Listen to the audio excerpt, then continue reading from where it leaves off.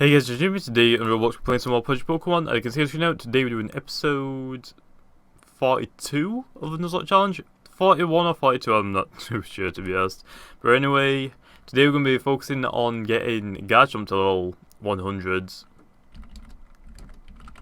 So yeah, I'm just on my private server or VIP server right now. So I'm just going to tell these guys I'm turning chat off just because on my main account I was just talking to them for a while. But yeah, last episode we managed to get Togekiss to level 100. We've already got Gengar and Muddy to level 100, so now we've got to get Garchomp to level 100. Next episode we should get Dewgong, and then the episode after will be Gyarados, so hopefully we can do that pretty well. So anyway, let me go heal and we'll focus on doing that. And to be honest, Garchomp should be able to do it all by itself. What moves did I have to actually get for Gyarados again, because I've kind of replaced one by accident. Which one was Scald? So it wasn't Water Form. I can't remember which one this was. I'm guessing it was a Flying type move.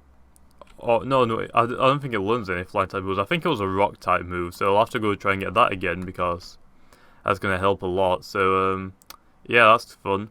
But yeah, let's just go here and we'll try and get Garchomp to level 100. Hopefully it'll be pretty quick, because it's gonna suck if it's not gonna be very quick. Because Garchomp takes longer to level up than most other Pokemon, just because I think it's because it's a Pseudo Legendary or Pseudo Legendary, whatever it is. I'm guessing it's because of that. I don't know if that's 100% true or not, but yeah. Pretty much just because it needs more XP to level up. It kind of sucks, but can't exactly do anything about it, unfortunately. So hopefully we can just level it up then. And for some reason I'm lagging so bad. Oh, well, I'm not lagging, it's just that the Elgato, my OBS software is lagging for whatever reason. It's okay once I'm in this, but once I'm out of battle, and that is I'm done for. Which is pretty unfortunate because I can't do anything about that, literally. So that kind of sucks. Maybe if I go down here, it should be okay. Hopefully.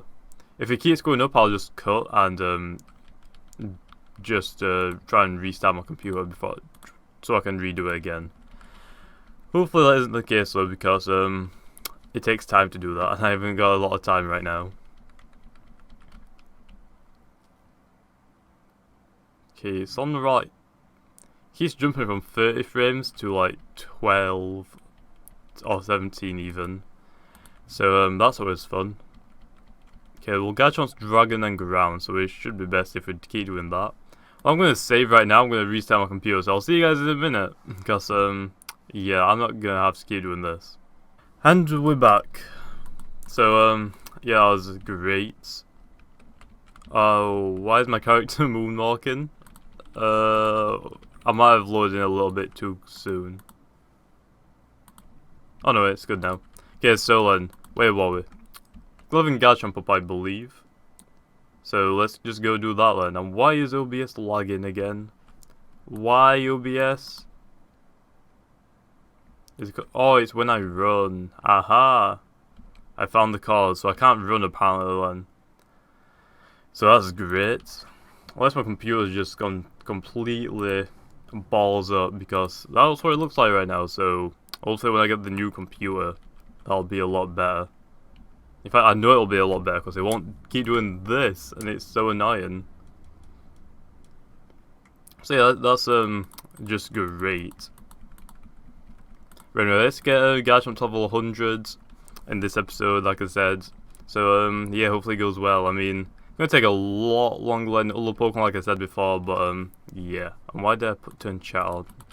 Oh, why did chat come on? I think I might have pressed the type key by accident. But yeah, this should take a while actually. It's gonna take a lot longer, I know that much, but I hope he doesn't take too long, because that'd be a pain. And to be honest, I don't really have that much time to keep doing this over and over again. So hopefully it goes well. Anyway, Stone Edge for Golbat. I think it's Flying and Poison Golbat. I kinda want a Golbat to be honest, or a Crobat, but then again, it's not really good. The reason why I kind of wanted it is in Brick Bronze, since his abilities it might be well, but then again, I don't know if it's going to be that good, so I'm probably not going to get it. But a Pokemon that I can't wait until it's added is probably Gliscor. Now, Gliscor I use a lot in Project Pokemon, so that's why I kind of want it, but the reason why I want it more is because of its ability. I think its hidden ability is Poison Heal, or something like that. It's where, if Gliscor is poisoned, it'll heal itself, I believe, instead of getting damage, which is why I kind of want it. The only problem is then is trying to figure out how to get it poisoned, because since it's flying, I don't think it can get hit by a poison spike. So there's got to be a different way to do it, and I don't think a lot of people run toxic. They rather just use toxic spikes instead, which is reasonable, I guess, because it doesn't waste a turn. So yeah, it's kind of difficult to be able to get poison on a Gliscor now, so it's going to be pretty difficult to try and do it, but I'm going to probably try out Gliscor if it does come out for the Brick Bronze. Hopefully it does sometime soon. The next update should be in a few weeks now, maybe a week. I'm hoping it will be. Right now I think they're fixing a hack for Pokemon, because right now people have managed to find a way to hack Pokemon, I think to duplicate them, or just to be able to hack them in general. So they've turned the trade resort off for now, which kind of sucks, because I wanted to trade a few Pokemon, try and get a few more so I can keep breeding my own Pokemon. Just try and get those hidden abilities, because they're very useful. But yeah, that kind of sucks, so I can't trade now for a while. Hopefully they'll fix it soon, because it'll benefit me be able to trade for Pokemon that I don't have and I don't know how to get. Even though people are hacking, it's kind of unfortunate, because people have figured out how to hack, they're most likely going to stop work on the update that they've got planned to release soon, and they're going to instead work on fixing the hacks or the exploits even. So that means it's going to take longer now for the updates to come. So if you're not too happy about that, blame the hackers or the exploiters, because that's probably why it's going to take a lot longer now, because I feel like they're going to drop all the updates now and try and work on the exploits instead, because that is game breaking rather than an update coming out, because an update, they can easily patch any bugs that are in it really easily, since they've just worked on it and they should know everything since it's brand new and that it's fresh in the minds. Whereas this exploit is going to be a bit harder to patch, unless they know how to do it. Then it shouldn't take too long and they might be able to get back on that update. But yeah, the updates will take a lot of time to be able to release, since they have to make sure there's no bugs in it. They have to actually work on the update, which takes a lot of time, since it requires a lot of building, a lot of scripting, which people don't understand really. They think there should be updates every day, where the game should already be completed within like a week, which I don't think they understand how much work actually goes into the game, which is a lot. And of course it would be great if there was an update every day. I mean, I'm the person that likes instead of having big updates every now and then and having no updates in between them, I'd rather have small updates like once every couple of days or even a week, rather than having big updates. But then again, every now and then just bringing up a massive update. So maybe what I would personally choose over the way they're doing it right now is a small update every week, and then every month have a big update. That's what I would personally choose, but I know it's probably not going to end up like that, since right now I think they're on like 2 months before the last update. So it's taking a lot longer than doing that, so unfortunately that won't be the case. But that's how I just personally like updates being released. But if it's all given to you in one go, then I guess it's good, because you've got a lot more to explore, rather than, oh wait, this update is pretty small, I can do it in an hour, okay, now I've got to go for another week. Whereas a big update might take me a few days to be able to get through it all. But then again, it's the same case where I've got like to wait another month or two for the update to be released again. So it kind of works for both sides, I guess. So it just pretty much depends on your preferences. And of course, Lando's preference is to release one every month or two to make sure the game is polished and has the most updated scenarios in the one patch update, which I guess is better overall for the developers because it'll be less stress since they're working without a date rather than trying to think, okay, we've got to get one out this week and we've got to make sure it's good that people want, which not everyone really wants the updates that come out. I mean, Kyogre, a lot of people wanted, so you can see where that was pretty successful, but a few updates, not a lot have happened. I mean, like, Row Powers was introduced. Not a lot of people like that, to be honest, because it costs Robux, which, it's like Project Pokemon having the roulette. It's not really helpful for the people that can't afford it. And Row Powers, it just speeds up processes, whereas the roulette, in my opinion, is a little cheap since you can get legendary Pokemon it for nothing. So yeah, I don't think Brick Bronze's Row Powers are overpowered just because it just speeds up the process. I mean, right now all it does is you can gain XP faster, which doesn't take too long anyway. There is a Hegatcha, which doesn't take too long anyway, it just increases it by 2 or 3 depending on which one you buy. And then there is the money one, which is pretty easy to do. I mean, all I do now for my cash on Brick Bronze is I just use the dive-in mechanic and just sell all the rare items that I get, like rare bones, star pieces, and that's pretty much how I get most of my money now on Brick Bronze. But the only time I need money on Brick Bronze now is when I need to Manaphy. Ha ha ha. I should be able to KO this, right? Please KO it. Okay, we should be able to KO it now. There we are. The only reason I KO'd it is because it gives decent XP. I can't catch it after all. I need to go heal up soon, just in case Garchomp faints. That'll be pretty bad. That'll be really bad, actually. Let me make sure I've got some healing items. Recovery items I don't. Ooh, that's bad. But yeah, the only time I actually need to use money on Brick Bronze is when I need my Pokemon back from the Pokemon, I can't remember what it's called. How did I miss 2 in a row? Are you kidding me? And I was poisoned, that's great. Okay, let me go heal again because I'm really low on HP right now. From the Pokemon Daycare, that's the only time I need to spend cash on Brick Bronze. And usually I only take them out because I'm wanting to breed other Pokemon, so I usually don't just take them out just because I can. I only take them out when I've got the hidden ability that I need, or the Pokemon that I want from them, or even the egg move, to be honest. I mean, a lot of Pokemon that I try and breed always have an egg move, so for example, Froakie has Toxic Spike. Tyrant really didn't learn anyone that I really wanted. It could get Dragon Dance, but the Pokemon that you need to breed it with doesn't, or you can't get in the game yet, because they're not there. And then I think, so Tyrant didn't have one, Froakie had Poison Spikes. Right now I'm working on Durant, which I'm gaining the egg move Baton Pass, so if I use Iron Defense, which is a defense increasing move, I'll be able to increase my defense of my little Pokemon I swap it out. So that's the only reason I'm using it. And I'm trying to get the hidden ability on Durant. So if you don't know what the hidden ability is, in Project Pokemon, you probably know of the Pokemon Slaking. It is actually banned in ranked play on this, or ranked PvP.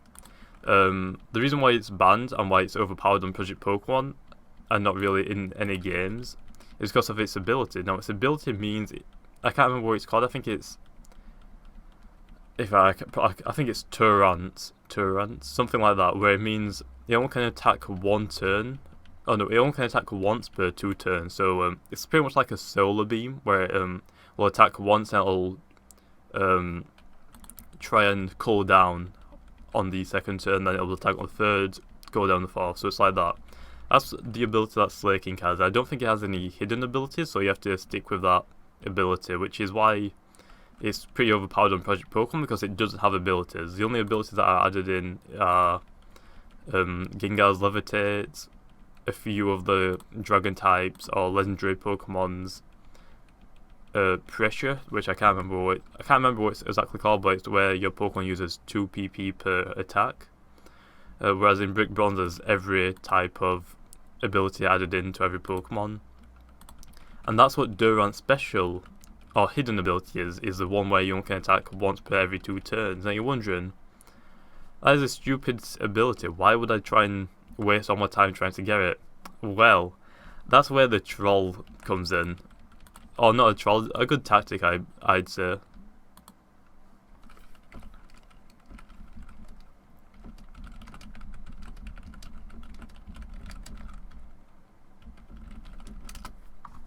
Okay, let's make sure that he knows that. Just to make sure I'm not ignoring him. But the reason why I've got that is because Durant can learn a move that swaps its ability with the Pokemon that uses the move on. It can't be used on Pokemon that have the move that, or the ability that Durant has. It can be used on, I think, Wonderwall or something that Shedinja has, which means it can only be attacked by the Pokemon, or it can only be damaged by the Pokemon that has a weakness. So Durant is weak to fire, so I can't get that ability, which will mean only fire will be able to damage it most likely. So that's the reason why you can't do it on that, because it'll be overpowered. And there's another one which I'm not too sure where it is, I can't remember for sure, but since most likely their Pokemon aren't going to have this ability, I will use it and swap their abilities. The thing that I'm trying to use it mostly on is people's Gengar. Now, Gengar has a Levitate ability and doesn't have any other ability. If I manage to get that move off on a Gengar, that means my Durant will be immune to ground type moves, which will be helpful in a lot, because a lot of people are obviously going to have ground type moves and Earthquake, which is why I kind of want to use it on Gengar. And that means also because Gengar is a really strong Pokemon, it'll be able to withstand any of its moves, or my team will be able to withstand any of its moves, because it will only be able to attack once per every 2 turns, which is why I want this as an ability with the move combination that I'm choosing. So the move combination I'm going for right now is a Baton Pass, which I've already got on my Pokemon since it's an egg move. Iron Defense, which I can't get right now because I think it needs to be level 57 or something like that, and the max right now is 50. Hopefully in the next update it might be increased to 60 so I can get it. I want that move that will change abilities, which that means that's 3 moves that can't even attack. So that means the 4th move I'll obviously want a move that can attack. So I'll probably go for a bug type move or a steel type move for the stab. If you can learn Bullet Punch, I'll teach it Bullet Punch, but because I don't think it can learn Bullet Punch, I'll probably not be able to, so I'll probably teach it a bug type move. However, steel would most likely be more beneficial if there's a fairy type Pokemon on their team, so it's kind of going to be mix and match, so I might change it every now and then and try and see which is better, because bug is good, but only for Psychic, I think Dark, and pretty much that's it. I don't think it's good against anything else. Whereas Steel, it's good against fairies. If it's Bullet Punch, it'll outspeed too, so that's also good, but probably it's not going to learn that, so maybe Iron Head will be good, because Durant is pretty fast, pretty good at tanking hit, and pretty good at dealing damage with its physical attack strength. So it's pretty good overall, but yeah, I don't think I need a Bullet Punch since it should be able to outspeed it, so I think Iron Head might be the best route to go, because since it is a physical attacker, I don't think it can learn many physical bug type moves, so I'm thinking of going with Iron Head. If I do outspeed the Pokemon, there's a 30% chance that they'll be flinched, which means they won't be able to attack for a turn, so it's a really good strategy overall, I believe. I think it'll be very helpful. And then for the other Pokemon I'm going to have in my team, will be able to balance it out, so my Durant will be my physical wall. The special wall most likely will be Cofragorus, that coffin Pokemon, I can't remember its name. I feel like that'll help a little bit, because I think it's more defensive as well as special defensive, but I'm going to teach it Calm Mind, which means it will increase its special defense and special attack, which will be helpful because it's going to be a special attacker. And if I Baton Pass my Durant to it, it'll be able to increase its defense And then if I use a Carmine on it, I'll be able to increase its special defense and special attack, which means it'll be overpowered as heck. But then again, I did want agility on Durant, which means it could be worse. So before I realised that I could use the ability swapping move, I was just going to get a normal type of move on it and just spam agility and iron defense. But I realised it has the ability swapping move. I realised I might as well just do that because it's a lot better since I can get rid of people's best Pokemon in a team. So for example, Gengar's really good. Like I said, Gengar's Levitate will be pretty helpful towards my Durant since it is a steel. I believe it's weak to ground. So that's why I kind of want it. I think Durant's weak to ground. I'm not too sure about that, but if it is, that's really helpful. But I don't really care what ability I'm getting. I just want to make sure that I can cancel out their best Pokemon with this bad ability, since it'll only be able to attack once every 2 turns. So that'll help out hugely if I can get that off, because it's going to be a pain in the ass for their team completely. So once I get that, I'll be pretty much set. I think I just need one more Pokemon, which is the Cofragarius. No, whatever that Pokemon is. I should have 6 EV trained Pokemon then, because I still got to EV train the Pokemon that I'm trying to breed right now. But it should be all good. I actually need to probably go heal because Stone Edge is not a good move for this Garchomp. But yeah, hopefully we can get that off because that will help. The only problem is right now I've got a EV trained Gallade and a EV trained Lucario. Now I don't want to be using 2 fighting type Pokemon in the same battle, and not to mention that Lucario is also a steel type, which Durant is also a steel type, which I most likely won't need 2 of them. But then again, if I'm going to be teaching Durant a bug type move, I'll probably want Lucario. And then if they've got a flying type Pokemon or a psychic type Pokemon, I should be able to counter it with some other Pokemon hopefully. So Cofragarius, or whatever that Pokemon's name is, might come in handy for that. Then again, it'll be weak against Dark, which I don't really have a Dark counter except from Durant. But then again, I'm not sure if I want a Steel type move or a Bug type move. So I'll just have a look at its moves, feel like which one's the best, and decide on that. I feel like that's the best option, for at least right now. But anyway, I'm going to leave it here. I'm going to cut to where my Garchomp gets to level 100, and I'll see you guys in a second.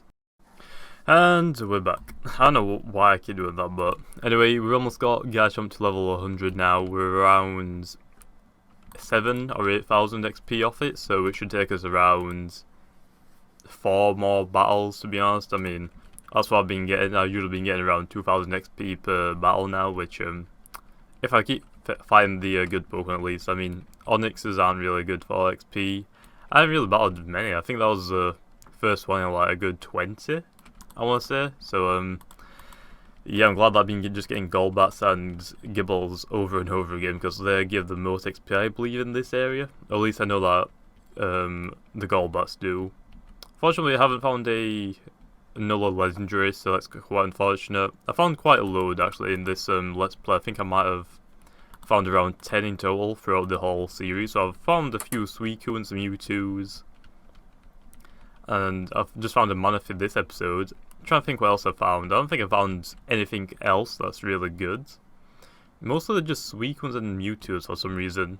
I don't think I might have found 1 Entei and 1 Raikou, but more Suicunes than usual, and that's kind of weird to me. I feel like Suicune, Entei, and Raikou's catch or find rate are pretty much the exact same, so I'm not too sure why I found more Suicunes. I've found like 5 Suicunes throughout this whole series, so not too sure about that, but I don't really mind. I mean, I'd really most likely just run through most of them. I kill them if I've EV trained the Pokemon, but if I didn't EV train them, I didn't want to get the EVs on the wrong stats, so I just thought I might as well run. It's not really beneficial for me to catch it since I'm not allowed. But anyway, that's Garchomp to level 100, so now that's Garchomp done. So that means there's only 2 more episodes. Actually, this should be episode 42, right? I honestly can't remember at this stage. Let me just go heal up, and let's go have a look in our PC. Or didn't really need to go into PC, let me just go into party. So that's Garchomp done with Adamant Nature, that's good. I feel like Adamant should be the best for it. Earthquake, Sword Dance. Actually, we probably want a speed increase in nature since we've got Sword Dance, which will increase attack anyway, but I'll just keep it as it is. So we've got Garchomp done, got Gengar done, Swampert done, and Togekiss done. So next episode we're going to focus on Dugong, and when that gets to level 100, this should be around level 85 to 90, so we should be able to get that done after the episode. So anyway, I'm going to leave this video here. I'm going to save. Hopefully you guys enjoyed. If you did, make sure to leave a comment, tell me what you're going to play Roblox, including Project Pokemon, and like always, I'll